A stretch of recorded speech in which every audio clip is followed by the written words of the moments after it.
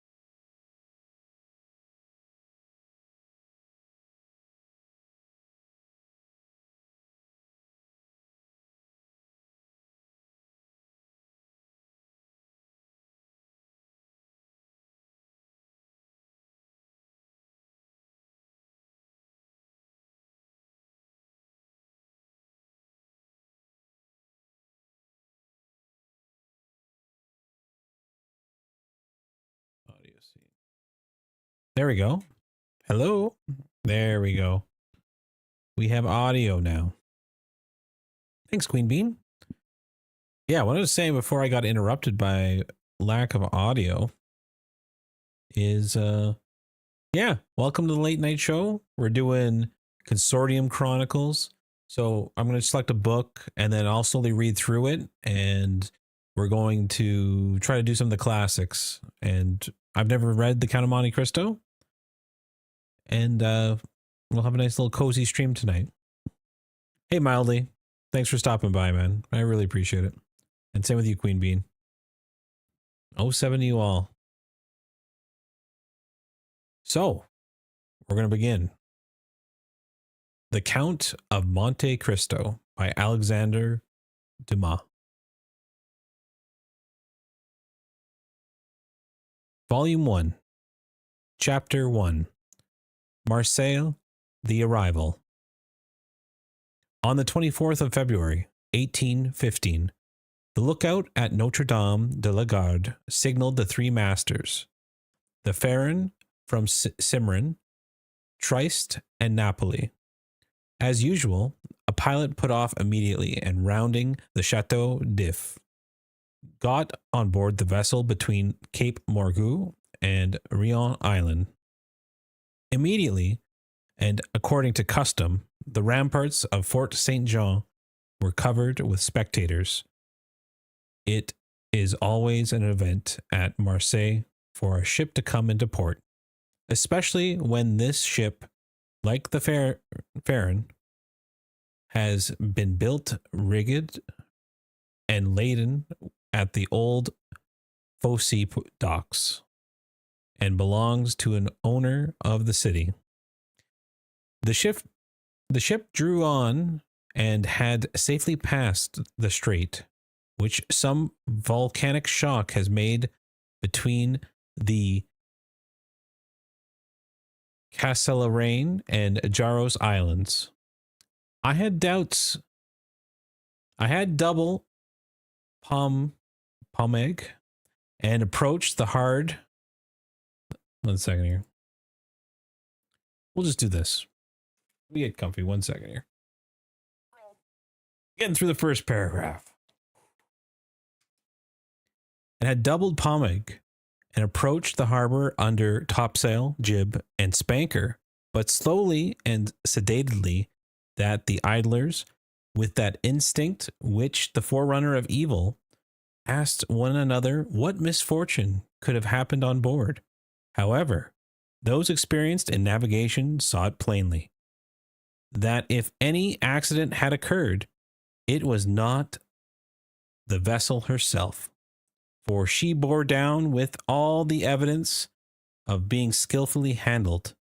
The anchor, a cock build, and jig boom guys already eased off, and standing with the side of the pilot, who was steering the Farron towards the narrow entrance of the inner port, was a young man who, with active and vigilant eye, watched every motion of the ship and repeated each direction of the pilot. This vague disquietude which prevailed among the spectators had so much affected one of the crowd that he did not await the arrival of the vessel in the harbor, but jumping into a small skiff, desired to be pulled alongside the Farron, which he reached as she rounded La Reservoir Basin. When the young man on board saw this person approach, he left his station by the pilot and, hat in hand, leaned over the ship's bulwarks. He was a fine, tall, slim young fellow of 18 or 20, with black eyes and hair as dark as ravens' wings, and his whole appearance bespoke that calmness and resolution peculiar to men accustomed to their cradle to contend with danger. "Ah, it's you, Dante?" cried the man of the skip. "What's the matter, and why have you such an air of sadness aboard?" "Ah, great misfortune, M. Morel," replied the young man. "A great misfortune for me especially. Oft Civita Vecchia. We lost our brave Captain Leclerc. Captain Leclerc." "And the cargo?" inquired the owner eagerly. "All safe, M. Morel, and I think you will be satisfied on that head. But poor Captain Leclerc." "What happened to him?" asked the owner, with an air of considerable resignation. "What happened to the worthy captain?" "He died." "Fell into the sea?" "No, sir. He died of brain fever in dreadful agony." Then turning to his crew, he said, "Bear a hand there and take in sail." All hands obeyed, and at once the 8 or 10 seamen who composed the crew sprang to their respective stations at the spanker brails and outhaul, topsail sheets and halyards, the jib downhaul, and the topsail crew lines and blunt lines. The young sailor gave a look to see his orders were promptly and accurately obeyed, and then turned again to the owner. "And how did this misfortune occur?" inquired the latter, resuming the uninterrupted conversation. "Alas, sir, in the most unexpected manner. After a long talk with the harbor master, Captain Leclerc left Napoli greatly disturbed in the mind. In 24 hours he was attacked by a fever and died 3 days after.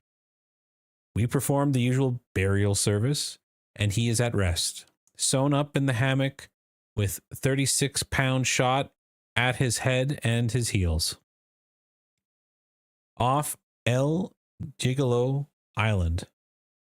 We bring to his widow his sword and his cross of honor. It was well worth while, truly," added the young man with a melancholy smile, "to make war against the English for 10 years and to die at his bed, at last like everyone else." "Why, you see, Edmund," replied the owner, who appeared more comforted at every moment, "we are all mortal, and the old must make way for the young. If not, why? There would be no promotion. And since you assure me that the cargo is safe and sound, M. Morel, take my word for it, and I advise you not to take 25,000 francs for profit of the voyage." Then, as they were just passing the round tower, the young man shouted, "Stand by the lower topsail and jib, brail up the spanker." The order was executed promptly, as it would be on board a man-of-war. "Let go and clew up." At this last command, all the sails were lowered, and the vessel moved imperceptibly onwards. "Now, if you will come on board, M. Morel," said Dantes, observing the owner's impatience, "here is your supercargo, M. Danglars, coming out of his cabin, who will furnish you with every particular. As for me, I must look after the anchoring and dress the ship for morning. The owner did not wait for the second invitation.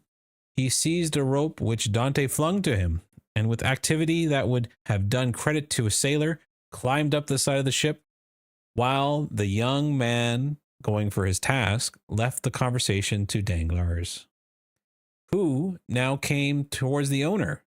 He was a man of 25 or 26 years, of unpossessing countenance, obsequious, oh my God, I can't even say this word, guys. Obsequences to his superiors, insolent to his insubordinates, or insolent to his subordinates, and this, in addition to his position as responsible agent on board, which is always obnoxious to the sailors, made him as much disliked by the crew as Edmond Dante was beloved by them. Well, M. Morels, said Danglars, you have heard of the misfortune that has befallen us, yes? Yes, poor Captain Leclerc. He was brave and an honest man, and a first-rate seaman, one who had seen long honorable service. Has become a man charged with the interest of the house, so important as the Morel and Son, replied Danglars. But, replied the owner, glancing at Dante, who was watching the anchoring of his vessel, it seems to me that a sailor needs not to be old, as you say, Danglars, to understand his business, for our friend Edmund seems to understand it thoroughly, and not to require instruction from anyone. Yes, said Danglars, darting to Edmund a look gleaming with hate. Yes, he is young and youthful. Yes, he is young, and youth is invariably self-confident. Scarcely was the captain's breath out of his body when he assumed the command without consulting anyone, and he caused us to lose a day and a half at the island of Elba, instead of making for the Marseille direct.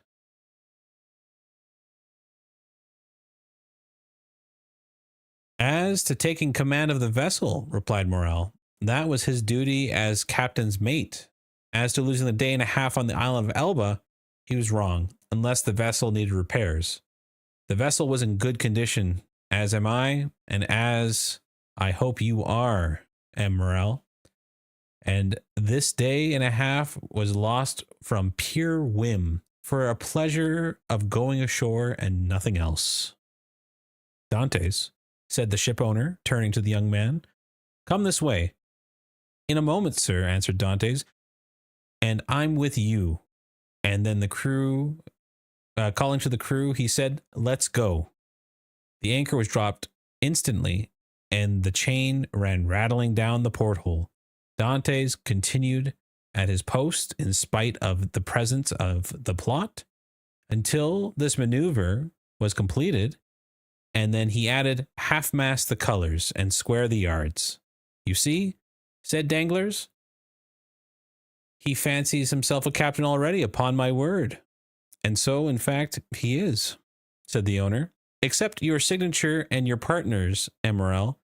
And why should he not have this? Asked the owner. He is young, it's true, but seems to me through a seaman and full of experience. A cloud passed over Danglars' brow.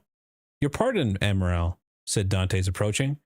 The vessel now rides at the anchor, and I am at your service. You hailed me, I think? Danglars repeated a step or two. I wished to inquire why you stopped at the Isle of Elba. I don't know, sir. It was to fulfill the last instruction of Captain Leclerc, who, when dying, gave me a packet for Marshal Bertrand. Then did you see him Elman? Then did you see him, Elman? Oh my God. Then did you see him, Edmund? Who? The Marshal. Yes.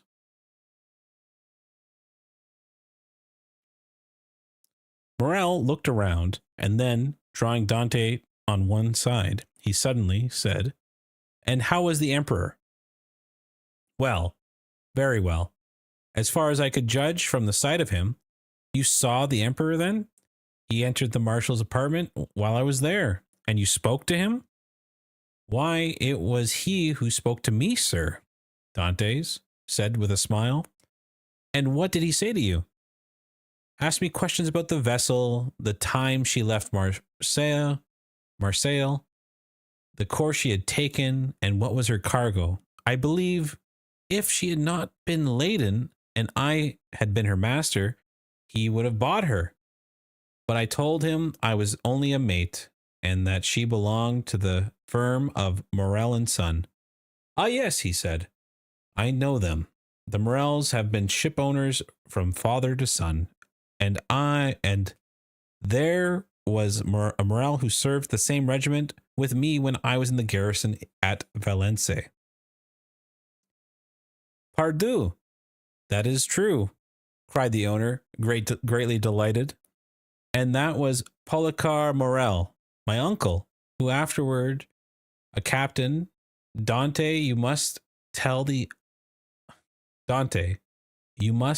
my uncle that the emperor remembered him, and you will see it will bring tears to the old soldier's eyes. Come, come," he continued, patting Edmund's shoulder kindly. "You did the right thing, Dante, to follow the Captain Leclerc's instructions and touch at Elba. Although, if it were known that you had conveyed a packet to the marshal and conversed with the emperor, it might bring you into trouble." "How could that bring me into trouble, sir?" asked Dante.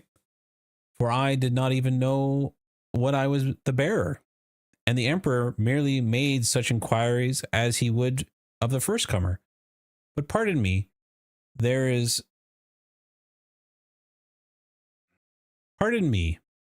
here are the health officers and custom inspectors coming alongside." And the young man went to the gangway. As he departed, the danglers approached and said, "Well, it appears that he has given you satisfactory reasons for his landing at Porto Ferrero." "Yes, most satisfactory, my dear danglers." "Well, so much the better," said the supercargo. "For it is not pleasant to think that a comrade has not done his duty."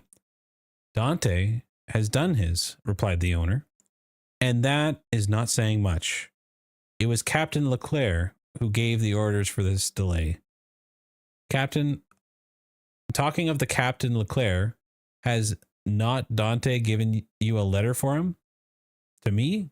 No. Was there one?" "I believe that beside the packet, Captain Leclerc confided a letter to his care." "Of what packet are you speaking, danglers?" "Why, that which Dante left at Port Ferrero." "How do you know he had left a packet at Port Ferrero?" Danglers turned very red. "I was passing close to the door of the captain's cabin, which was half open, and I saw him give a packet and a letter to Dante's." "He did not speak of it to me," replied the ship owner. "But if there was any letter, he will give it to me."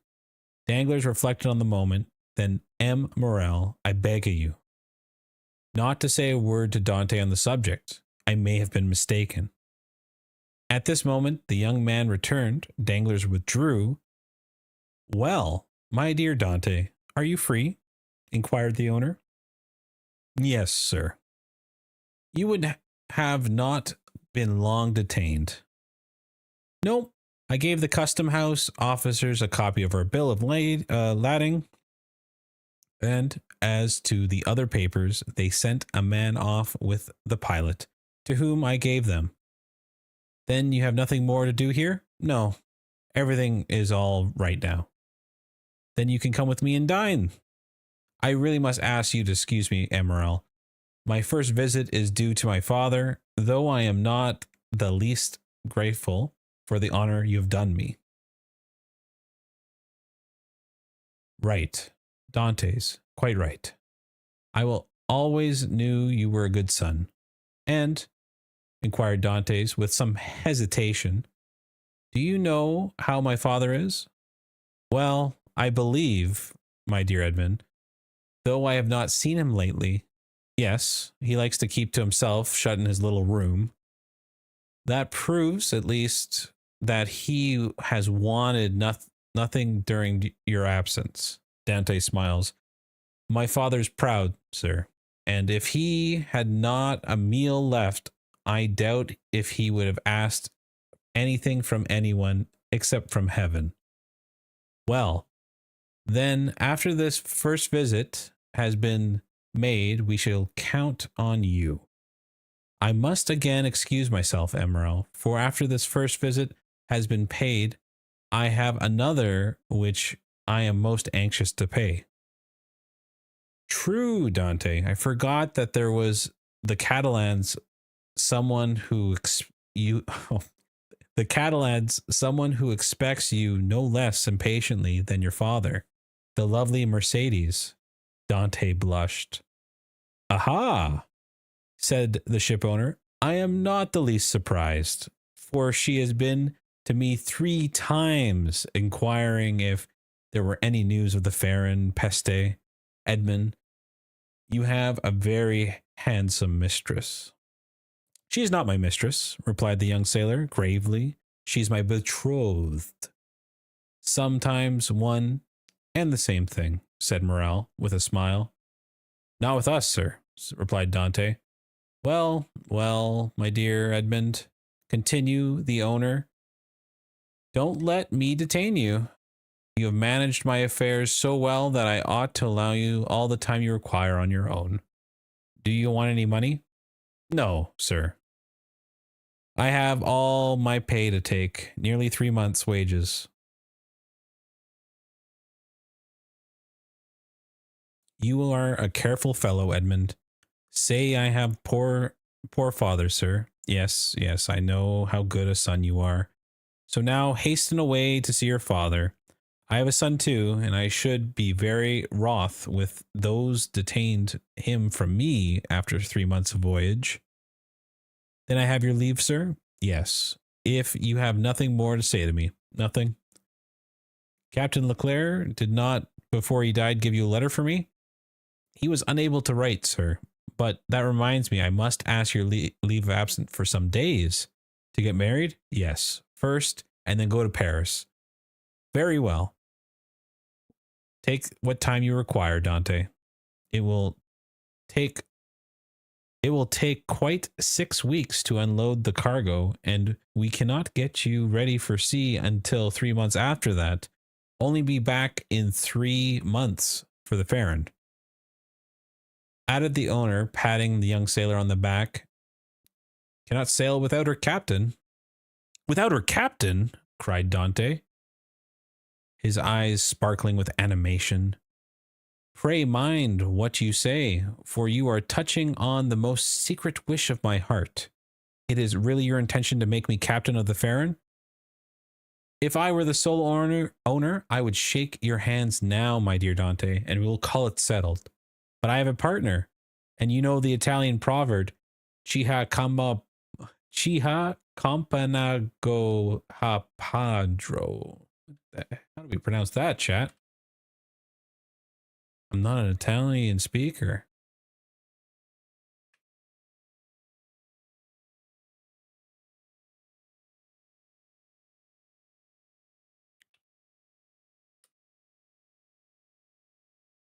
Let's see here.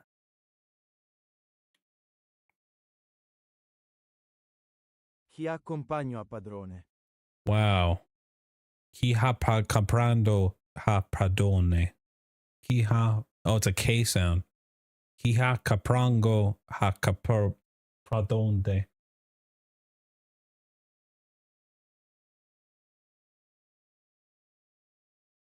Okay.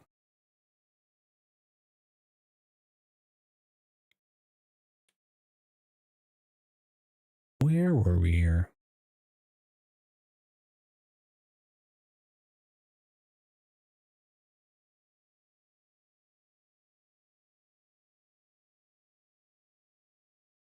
There we go. He who has a partner has a master, but the thing is at least half done. You have 1 out of 2 votes. Rely on me to procure the other one, and I'll do my best. Ah, Morel, exclaimed the young seaman with tears in his eyes, grasping at the owner's hand. Morel, I thank you in the name of my father and of Mercedes.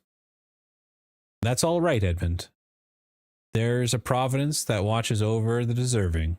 Go to your father, go see Mercedes, and afterward come to me. Shall I row you ashore? No, thank you. I shall remain and look over the accounts with the Danglers. Have you been satisfied with him in the voyage? That is according to the sense you can attach a question, sir. Do you mean he's a good comrade? No, for I think he's never liked me since the day I was... No, for I think he never liked me since the day when I was silly enough, after a little quarrel we had, to propose him to stop for 10 minutes at the island of Monte Cristo to settle the dispute. A proposition which I was wrong to suggest, and he quite right to refuse, if you mean as responsible agent when you ask the question. I believe there is nothing to say against him, and that you will be content with the way in which he has performed his duties. But tell me, Dante, if you had commanded the Farron, should you be glad to see the Danglers remain? Captain or mate, Morel, I shall always have the greatest respect for those who possess the owner's confidence. That's right, Dante.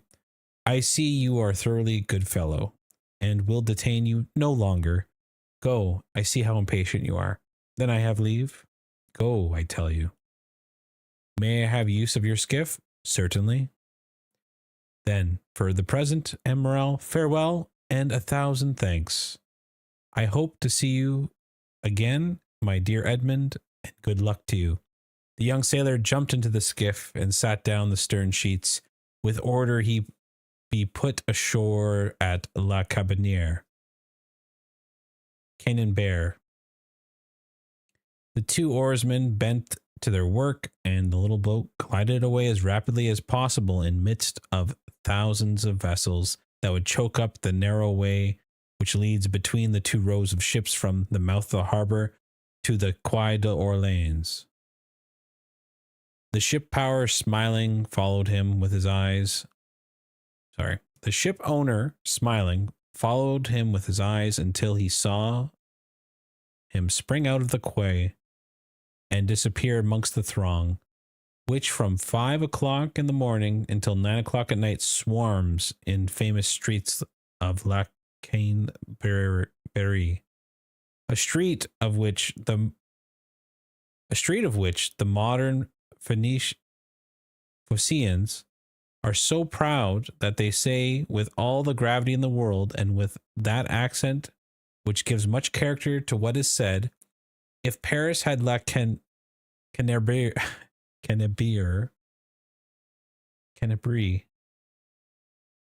if Paris had La Canabrie, Paris would be the second Marseille. On turning round, the owner said Danglars behind him, apparently awaiting orders, but in reality also watching the young sailor. But there was a great difference in the expression of the 2 men who thus followed the movements of Edmond Dantes.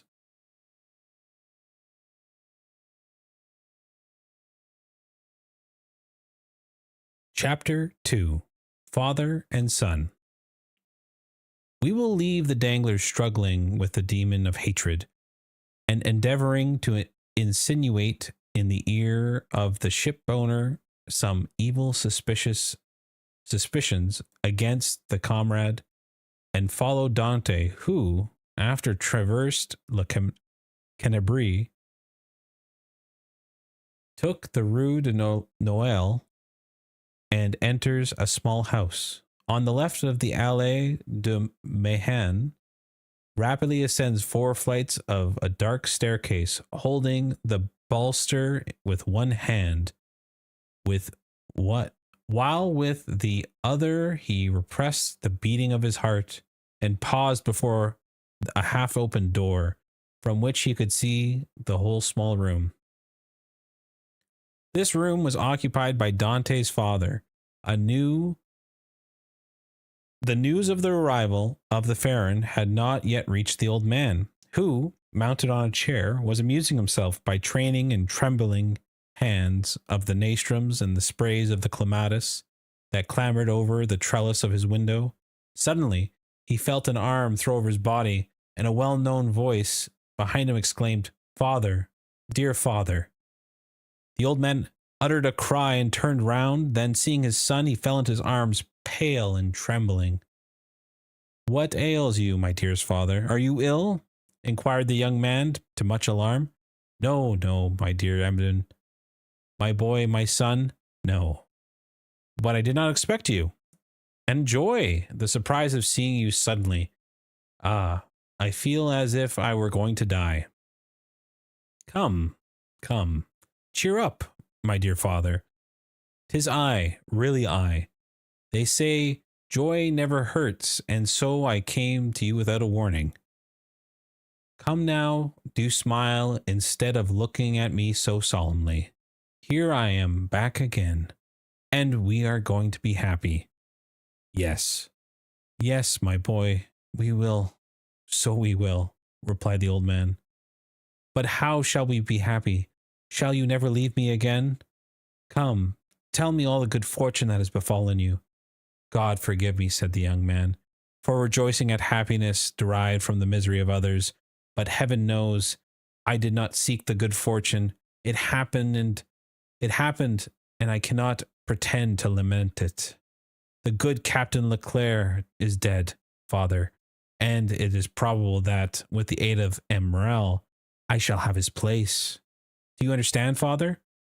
Only imagine me a captain at 20, with 100 louis pay, and a share in its profits. Is this not more than a poor sailor like me could hope for?" "Yes, my dear boy," replied the old man, "it is very fortunate." "Well, then, with the first money I touched, I mean, you have a small house, with a garden in which to plant clematis, nastrums, honeysuckles. But what ails you, father? Are you not well?" "'Tis nothing, nothing. It should pass." And he said so the old man's strength failed him, and he fell backwards. "Come, come," said the young man. "A glass of wine, father, it will revive you. Where do you keep the wine?" "No, no, no, thanks. You need not look for it. I do not want it," said the old man. "Yes, yes, father, tell me where it is." And he opened the 2 or 3 cupboards. "It is no use," said the old man. There is no wine." "What? No wine?" said Dantes, turning pale and looking alternately in the hollow cheeks of the man and the empty cupboards. "What, no wine? Have you wanted money, father?" "I have wanted nothing now that I have you," said the old man. "Yet," stammered Dante, wiping perspiration off his brow, "yet I gave you 200 francs when I left 3 months ago." Yes, yes, Edmund, that is true. But you forgot at the time a little debt to our neighbor, Caderousse.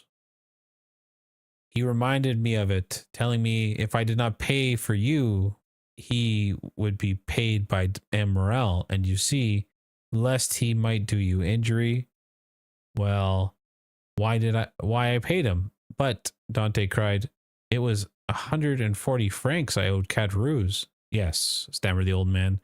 And you paid him out of the 200 francs I left you? The old man nodded. But, cried Dante, it was 140 francs? Oh, wait, whoa. And yes, stammered the old man. And you paid him out of the 200 francs I left you? He nodded. So that you have lived for 3 months on 60 francs, muttered Edmund. You know how little I require, said the old man. Heaven pardon me, cried Edmund, falling on his knees before his father. What are you doing? You wounded me to the heart. Never mind it, for I see you once more, said the old man. And now it's all over. Everything is all right again. Yes, here I am, said the young man, with a promising future and little money. Here, father, here. He said, take this, take it, and send something immediately. He emptied his pocket on the table with contents of a dozen gold pieces, 5 or 6 francs, and some smaller coins. The countenance of the old Dante's brightened. Whom does this belong to? He inquired. To me, to you, to us. Take it. Buy some provisions. Be happy, and tomorrow we shall have more.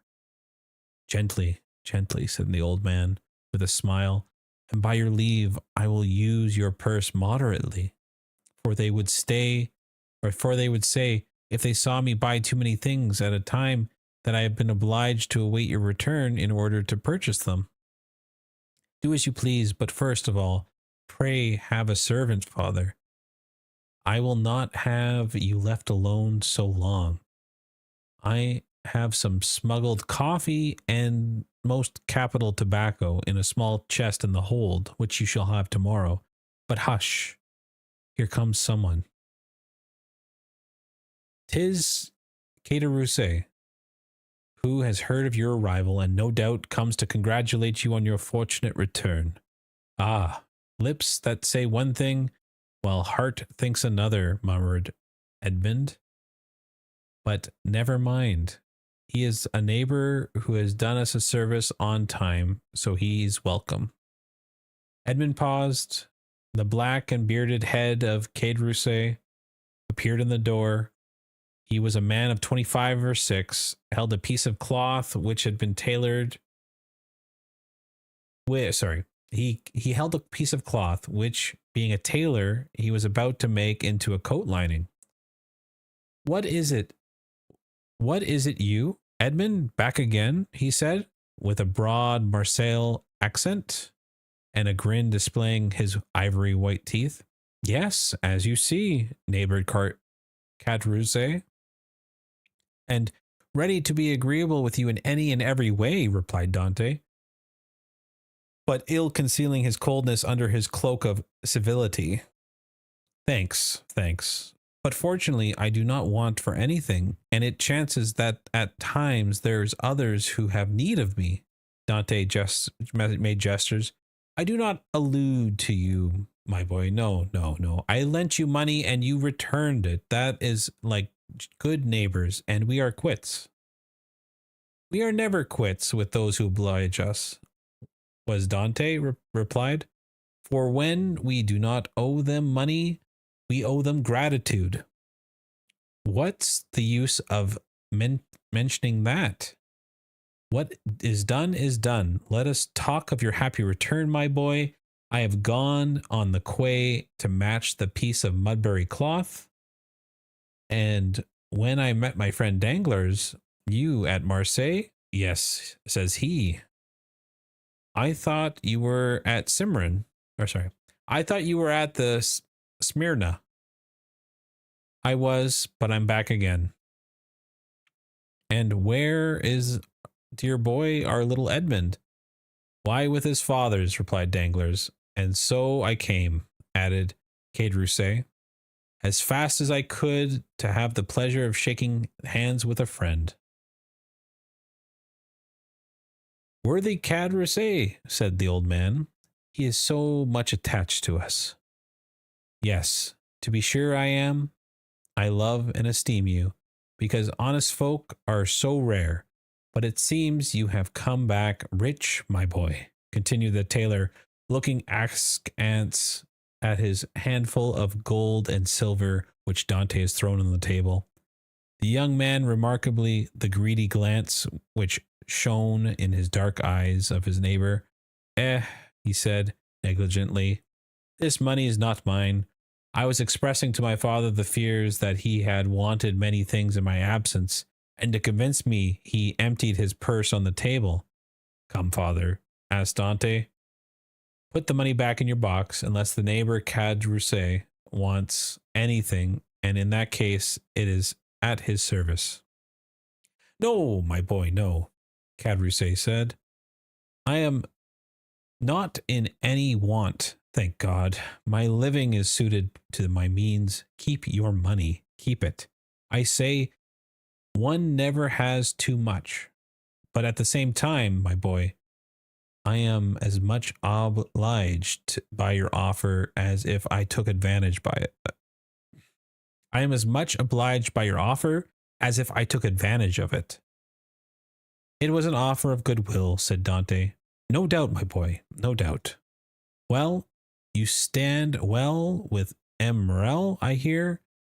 You insinuating dog, you. M. Morel has always been exceedingly kind to me, said Dante. Then you were wrong to refuse to dine with him. What? Did you refuse to dine with him? Said old Dantes. And did he invite you to dine? Yes, my dear father, replied Edmund, smiling at his father's astonishment at the excessive honor paid to his son. And why did you refuse, my son? Inquired the old man. That I might sooner see you again, my dear father, replied the young man. I am most anxious to see you, but it must have vexed Mr. Morel, a good, worthy man, said Cadrousse.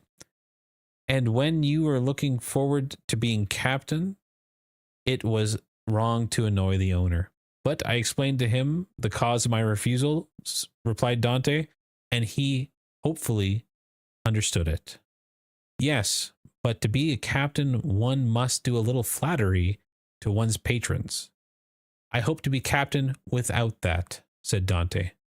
So much the better, so much the better. Nothing will give me great pleasure to all your old friends, and I know one down there behind the St. Nicholas Cathedral who will not be sorry to hear it. Mercedes? Said the old man. Yes, my dear father, with your permission, now I have seen you, and you know well, and have all you require, I will ask your consent to go and pay visit to the Catalans. Go, my dear boy, said Dante. Said old Dante, and heavens bless you in your wife. And heavens bless you in your wife, as it has blessed me in my son. His wife? Said Cadrousse. Why, how fast you go on, Father Dantes. She's not his wife yet, as it seems to me. No, but according to all the probability, she will be soon, replied Edmund. Yes, yes, said Cadrousse. But you were right to return as soon as possible, my boy. And why? Because Mercedes is a very fine girl, and fine girls never lack followers. She's particularly has them by the dozens. Really, answered Edmund, with a smile in which he traces the slight uneasiness. Ah, yes, continued Cadrousse, and capital offers too. But you know, you'll be captain. The scandal. Oh my God. And capital offers too. But you know, you'll be captain. And who would refuse you then? Meaning to say, replied Dante, with a smile which but ill concealed his trouble, that if I were not a captain, said Cadrousse, shaking his head. Come, come, said the sailor. I have a better opinion than you of women in general, and of Mercedes in particular. I am certain that, captain or not, she will remain faithful to me. So much the better, said Cadrousse. When one is going to be married, there is nothing like implicit confidence. But never mind that, my boy. Go and announce your arrival. Let her know all your hopes and prospects. I will go directly, was Edmund's reply, and embracing his father and nodding to Cadrousse, and he left the apartment. Cadrousse lingered for a moment, and then taking leave of old Dante, he went downstairs to rejoin Danglars, who awaited him at the corner of Rue Senac. Well, said Danglars, did you see him? I have just left him, answered Caderousse. Did he allure to his hopes of being captain? He spoke of it as if it was already decided. Indeed, said Danglars, he is in too much of a hurry, it appears to me.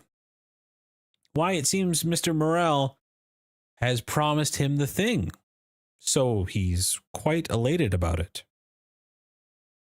Why, yes, he is actually insolent over the matter. He has already offered me his patronage as if he were to a grand personage, and proffered me a loan of money as though he was a banker. Which you refused? Most assuredly, although I might easily have accepted it, for was I who put the hands of first silver he ever earned. But now Mr. Dantes has no longer any occasion for my assistance. He is about to become captain. Pooh, said Danglars, he is not one yet. Ma foi. It will be as well if he is not, answered Caderousse. For if he should be, there will really no speaking to him. If we choose, replied Danglars, he will remain what he is, and perhaps become even less than he is. What do you mean? Nothing. I was speaking to myself, and he is still in love with the Catalan, over head and ears. But unless I am much mistaken, there will be a storm in that quarter. Explain yourself. Why should I? It is more important than you think, perhaps. You do not like the Dantes? I never like upstarts. Then tell me all you know about the Catalan. I know nothing for certain, only that I've seen things which induce me to believe, as I told you, that the future captain will find some annoyance in the vicinity of the Vieille infirmaries. What have you seen? Come, tell me. Well, every time I've seen Mercedes come into the city, she's accompanied by a tall, strapping, black-eyed Catalan with red complexion, brown skin, fierce air, whom she calls cousin. Really? And you think this cousin pays her attention? Only suppose so. What else can a strapping chap over 21 mean with a fine wench of 17? What else could it be? They're first cousins. Maybe second. He's right. Oh my God. All right. And you say Dante's gone to the Catalans? He went down before I came. Let us go the same way. We will stop at La Reservoir and get a drink of a glass of La Marague whilst we wait for news. Come along, said Caderousse. But you pay the score. Of course, said Danglars. And quickly to the designated place, they called for a bottle of wine and 2 glasses. Pierre Famphile. Hey, Nicalia, welcome. Pierre Pamphile had seen Dantes pass not 10 minutes before, and assured that he was at the Catalans, they sat down under the budding foliage of the plants and the sycamores, in the branches of which birds were singing their welcome to one another of the first days of spring. Chapter 3: The Catalans. Beyond a bare, weather-worn wall, 100 paces from the spot where the 2 friends sat looking and listening as they drank their wine, was the village of the Catalans. Long ago, this mysterious colony quitted Spain and settled on the tongue of the land which it is today. Whence it came no one knew, and it spoke an unknown tongue. One of its chiefs, who understood Provençal, begged the commune of Marseille to give them this bare and barren promontory where, like the sailors of old, they had run their boats ashore. This request was granted after a 3 month afterward. Around the 12th or 15 small vessels which had brought these gypsies of the sea, a small village sprang up. This village, constructed of a singular and picturesque manner, half Moorish, half Spanish, it still remains, and is inhabitable by the descendants of the first comers, who speak the language of their fathers. For 3 or 4 centuries they have remained upon this small promontory, on which they have settled like a flight of seabirds, without mixing with the Marseille population, intermarrying and preserving the original customs and the costume of their mother country, and preserved its language. Our readers will follow us along the only street of this little village, and enter with us one of the houses, which is sunburned to a beautiful dry leaf color peculiar to the buildings of this country, and within coated with whitewash like a Spanish posada.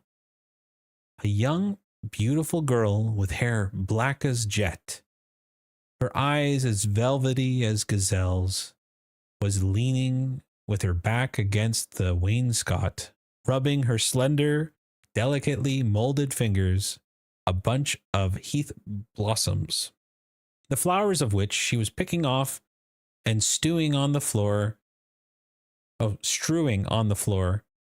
her arms bare to the elbows, brown and mottled after those of the Arlesian Venus, moved with a kind of restless impatience, and she tapped the earth with her arched and supple foot, so as to display the pure and full shape of her well-turned legs in its red cotton, gray, and blue clocked stocking. Scandalous. Wow. At 3 paces from her, seated in the chair which he balanced on 2 legs, leaning his elbow on old worm-eaten tables, was a tall young man of 20 or 22, who was looking at her with an air in which vexation and uneasiness were mingled.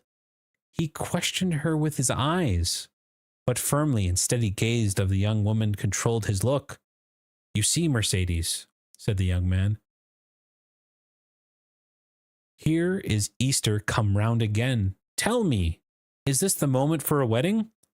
I have answered you 100 times, Ferdinand.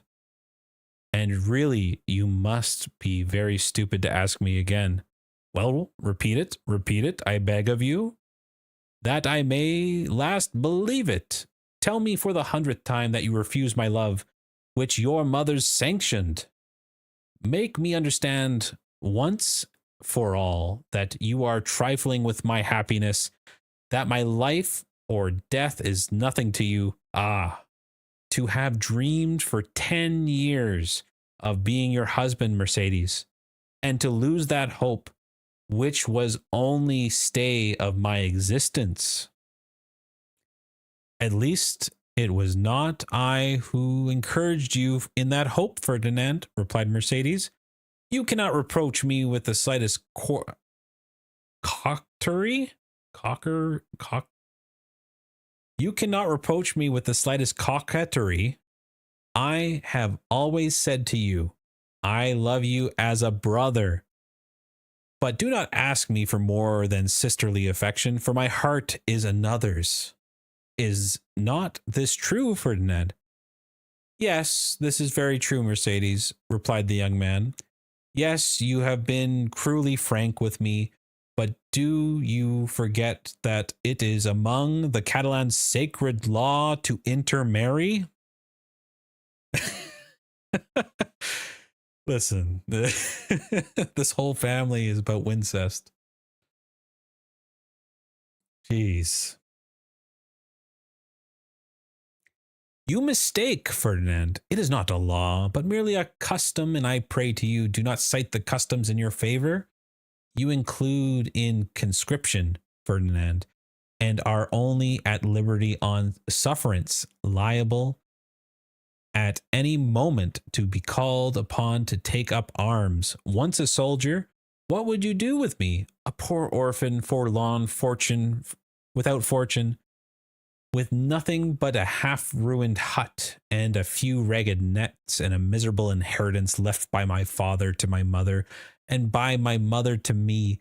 She has been dead a year, and you know, Ferdinand, I have subsided almost entirely on public charity.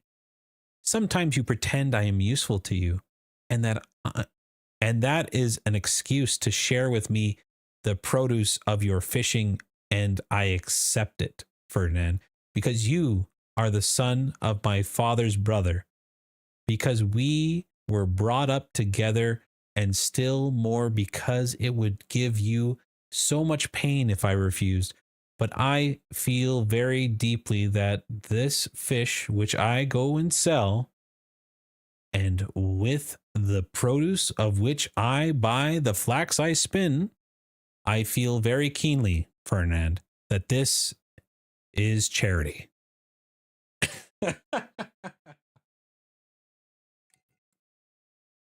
Wow. If I were, Mercedes, poor and lone as you were, you suit me as well as the daughter of the first ship owner or the richest banker of Marseille. What do such as we desire but a good wife and a careful housekeeper? And where can I look for these better than you? Ferdinand, answered Mercedes, shaking her head. A woman becomes a bad manager, and who shall say she will remain an honest woman when she loves another man better than her husband? Rest content with my friendship, for I say once more, that is all I can promise, and I will promise no more than I can bestow. I understand, replied Ferdinand. You can endure your own wretchedness patiently, but you are afraid to share mine. Well, Mercedes, beloved by you, I would tempt fortune. You would bring me good luck, and I shall become rich. I could extend my occupation as a fisherman, might get a place of a clerk in a warehouse, and become a dealer myself. You could not do such a thing, Ferdinand. You are a soldier, and if you remain in Catalan, it is because there is no war. So remain a fisherman and contend with my friendship, and as I can give you no more. Well, I will do better, Mercedes. I will be a sailor instead of a costume of our fathers, which you despise. I will wear a varnished hat, a striped shirt, and a blue jacket with an anchor on the button. Would that not dress please you? What do you mean? Asked Mercedes with an angry glance. What do you mean? I do not understand you.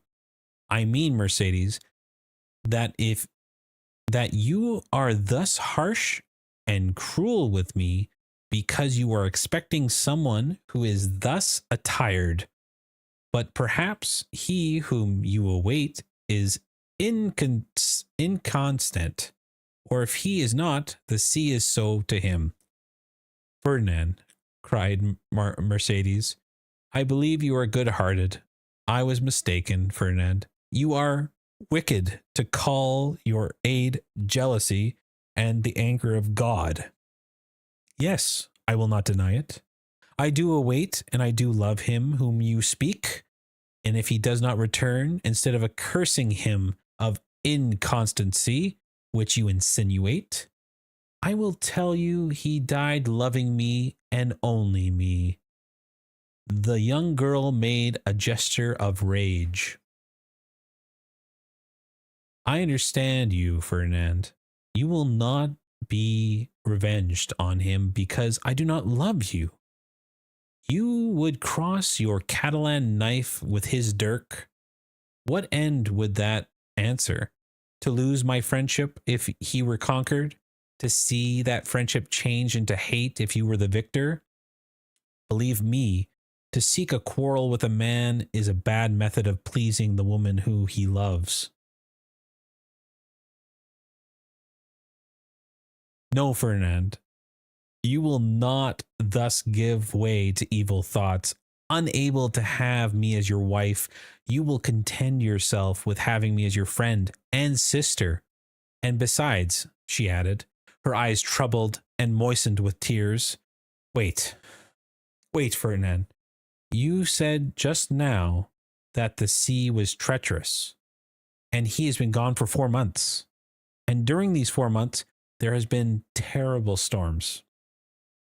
Ferdinand has made no reply, nor did he attempt to check the tears which flowed down the cheeks of Mercedes, although for each of these tears he would have shed his heart's blood. But these tears flowed for another. He arose, paced a while up and down the hut, and then, suddenly stopping before Mercedes, with his eyes glowing and his hands clenched, "Say, Mercedes," he said, "once and for all, is this your final determination?" "I love Edmond Dantes," the young girl calmly replied, "and none but Edmond Dantes shall ever be my husband." "And you will always love him?" "As long as I live."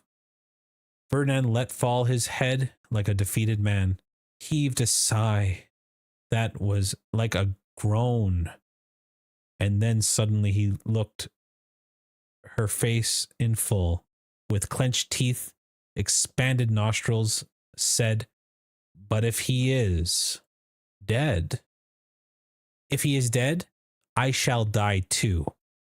If he has forgotten you." "Mercedes," called a joyous voice without. "Mercedes!" "Ah!" exclaimed the young girl, blushing with delight and fairly leaping in excess of love. "You see, he has not forgotten me, for he is here." Rushing towards the door, she opened it, saying, "Here, Edmund, I am here." Ferdinand, pale and trembling, drew back like a traveler at a sight of a serpent, and fell into a chair beside him. Edmund and Mercedes clasped in each other's arms. The burning Marseille sun, which shot into the room through the open door, covered them with a flood of light. At first, they saw nothing around them. Their intense happiness isolated them from the rest of the world, and they only spoke in broken words, which are tokens of joy so extreme that they seem rather the expression of sorrow. Suddenly Edmund saw a gloomy, pale, and threatening countenance of Ferdinand, and it was defined in the shadow by the movement for which he could scarcely account himself. The young Catalan placed his hand on his knife belt. "Ah, your pardon," says Dantes, frowning in his turn. "I did not perceive that there was 3 of us." Then turning to Mercedes, he inquired, "Who is this gentleman?" "One who will be your best friend, Dantes, for he is my friend, my cousin, my brother. It is Ferdinand, the man whom, after you, Edmund, I love best in the world. Don't you remember him?"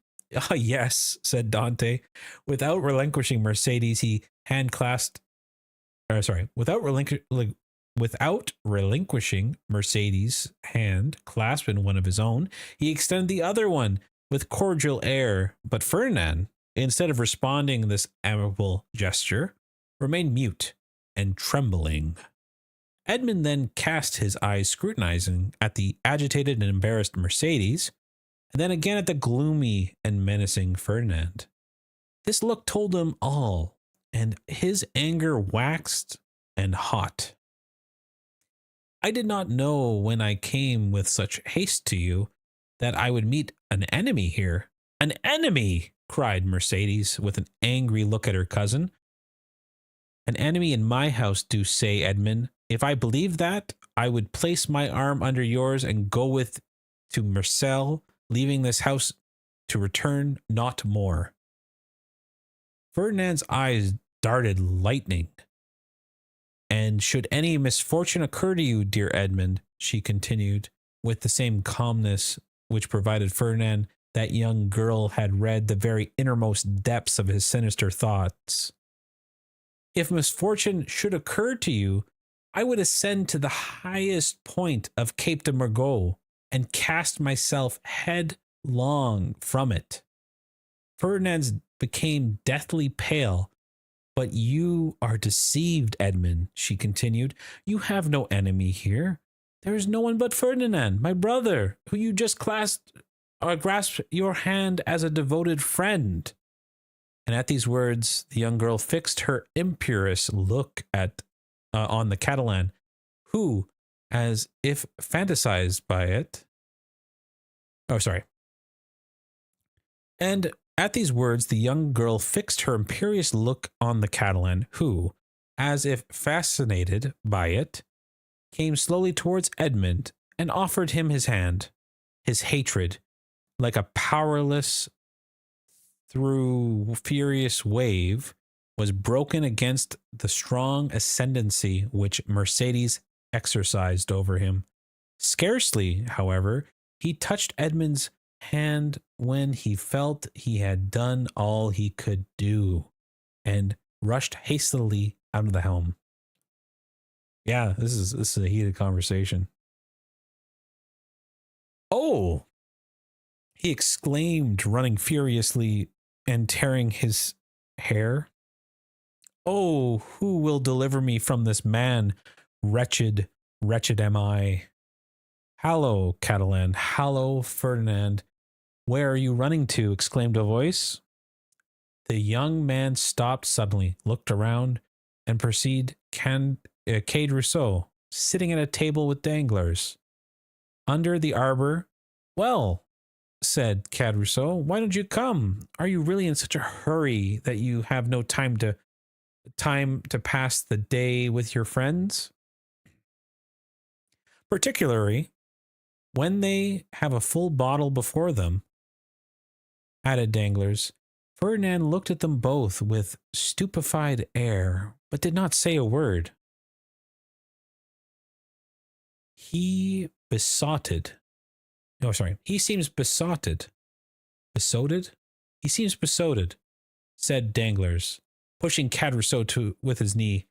Are we mistaken? And is Dante's triumph in spite of all we have believed? Why, we must inquire about that, was Cade Rousseau's reply. And turning towards the young man, said, well, Catalan, can you make up your mind?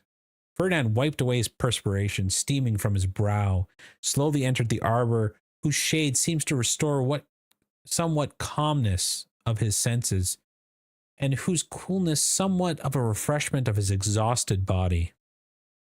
Good day, he said. You called me, didn't you? And he fell rather than sat down onto one of the seats that surround the table. I called you because you were running like a madman, and I was afraid you would throw yourself into the sea, said Cade Rousseau, laughing. Why, when a man has friends, they are not only to offer them a glass of wine, but moreover, to prevent him from swallowing 3 or 4 pints of water unnecessarily. Ferdinand gave a groan, which resembled a sob, dropping his head towards his hands, his elbows leaning on the table. Well, Ferdinand, I must say, said Cade Rousseau, beginning this conversation with that brutality of the common people in which curiosity destroys all diplomacy, you look uncommonly like a rejected lover. He burst into a hoarse laugh. Bah, said Danglars. A lad of his make was not born to be unhappy in love. You're laughing at him, Cade Rousseau. No, he replied. Only hark how he sighs. Come, come, Ferdinand, said Cade Rousseau. Hold your head and answer us. It's not polite to not reply to friends who ask of your health. My health is well enough, said Ferdinand, clenching his hands without raising his head. You see, Danglars, said Cade Rousseau, winking at his friend, this is how it is. Ferdinand, whom you see here, is a good and brave Catalan, one of the best fishermen in Marseille. and he is in love with a very fine girl named Mercedes.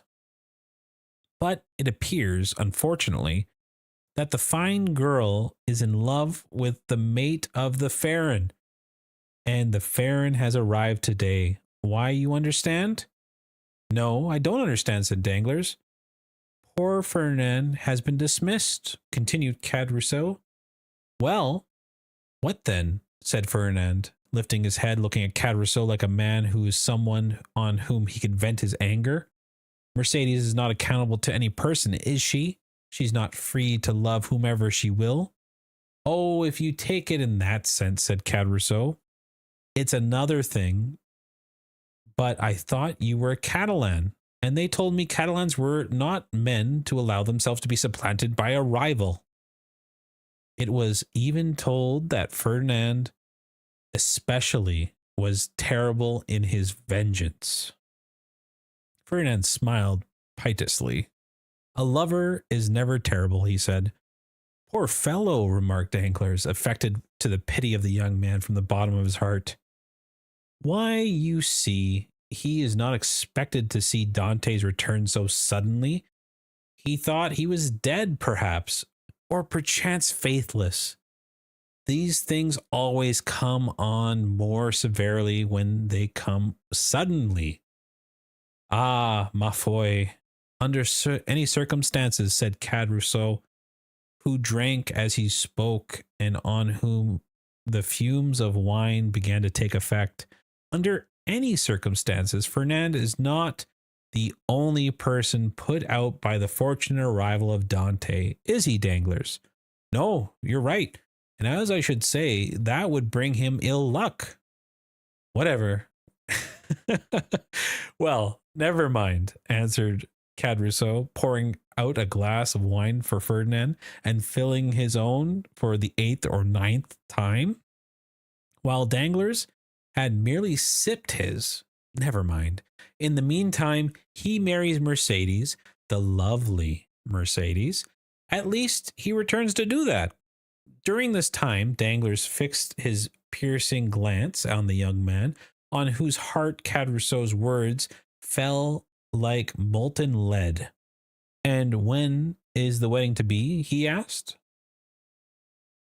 Oh, it's not fixed yet, murmured Ferdinand. No, but it will be, said Caderousse. As surely as Dante's will be the captain of the Farron, eh, Danglars?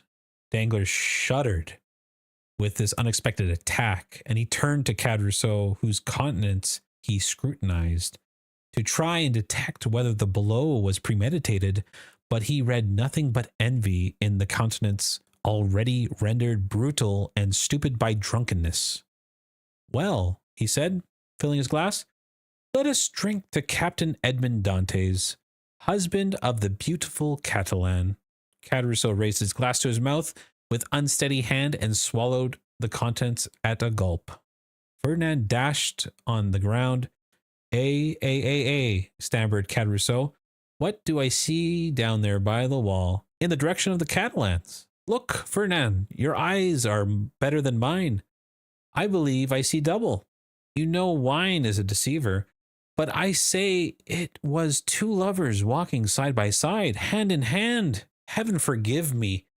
They do not know we can see them, and they're actually embracing. Danglars did not lose one pang that Ferdinand endured. Do you know them, Ferdinand? He said. Yes, he replied with a low voice. It's Edmond and Mercedes. Oh, I see them now, said Caderousse, and I did not recognize them. Hallo, Dante. Hallo, lovely damsel. Come this way and let us know when the wedding is to be, for Ferdinand here is so obstinate he will not tell us. Hold your tongue, will you? Said Danglars, pretending to be restrained. Caderousse, who with tenacity of a drunkard leaned out the arbor, tried to stand upright and let the lovers make love without interruption. See, look at Ferdinand. Follow his example. He's so well behaved.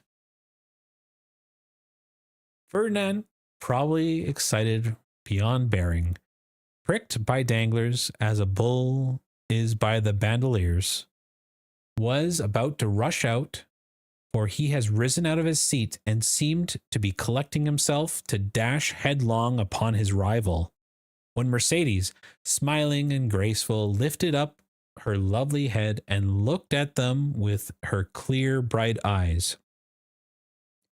At this, Ferdinand recollected her threat of dying if Edmund died, and dropped heavily in his seat again. Danglars looked at the two men, one after another, the one brutalized by liquor, and the one overwhelmed with love. "I shall get nothing from these fools," he muttered, "and I am very much afraid of being between a drunkard and a coward. Here is an envious fellow making himself boozy on wine when he ought to be nursing his wrath, and here is a fool who sees a woman he loves stolen from under his nose and takes on like a big baby. Yet this Catalan has eyes that glisten like those of a vengeful Spaniard, Sicilian, and Calabrians. And the other has fists big enough to crush an ox with one blow. Unquestionably, Edmund's star is the ascendant, and he will marry that splendid girl. He will be captain too, and laugh at us all unless," a sinister smile passes over Danglars' lips, "unless I take a hand in the affair," he added. "Hallo!" continued Caderousse, half rising with his fist from the table. "Hallo, Edmund! Do you not see your friends? Are you too proud to speak to them?"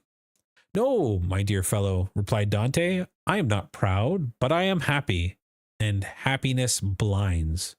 I think more than pride." "Ah, very well, that's the explanation," said Caderousse. "How do you do, Madame Dante?" Mercedes curtsied gravely and said, "That is not my name, and in my country it bodes ill fortune, they say, to call a young girl by the name of her betrothed before becoming her husband. So call me Mercedes, if you please." "We must excuse our worthy neighbors, Caderousse," said Dante. "He is so easily mistaken." "So, then, the wedding is to take place immediately, Mr. Dante?" said Danglars, bowing to the young couple. "As soon as possible, Mr. Danglars. Today, of all preliminaries, will be arranged by my fathers, and tomorrow or the next day at the latest, the wedding festival will be here at Le Reservoir. My friends will be there. I hope that is to say you are invited, Mr. Danglars and Caderousse." "And Ferdinand," said Caderousse with a chuckle. "Ferdinand, too, is invited." "My wife's brother is my brother," said Edmund, "and we, Mercedes and I, should be very sorry if he were absent at such a time." Ferdinand opened his mouth to reply, but his voice died on his lips. He could not utter a single word. "Today the preliminaries, tomorrow or the next day the ceremony. You're in a hurry, Captain." "Danglars," said Edmund, smiling, "I will say to you as Mercedes said just now to Caderousse, do not give me the title which does not belong to me. That may bring bad luck." "Your pardon," replied Danglars. "I merely said you seem to be in a hurry, and we have lots of time. The Farron can be under way in less than 3 months. We are always in a hurry to be happy, Mr. Danglars, for we have suffered a long time, and we have a great difficulty in believing in good fortune. But it is not selfishness alone that makes me thus in haste. I must go to Paris." "Really? To Paris? And will it be your first time ever being there, Dantes?" "Yes." "Have you business there?" "No, not of my own. The last commission of poor Captain Leclerc, you know, what I allude to, Danglars, is sacred. Besides, I should only take the time to go and return." "Ah, yes, yes, I understand," said Danglars, with a low tone, to add, "to Paris, no doubt, to deliver a letter which the Grand Marshal he gave." "Yes, that gives me an idea, a capital idea. Dante, my friend, you are not registered number one on board the good ship of the Farron. Then, turning towards Edmund, who's walking away, a pleasant journey, he cried. Thank you, said Edmund, with a friendly nod, and the two lovers continued on their way as calm and joyous as if they were very elect of heaven. And we will end on chapter 3. Finished. Begin chapter 4 next time. Thanks everybody for hanging out. And I'll see you next time. Have a good night.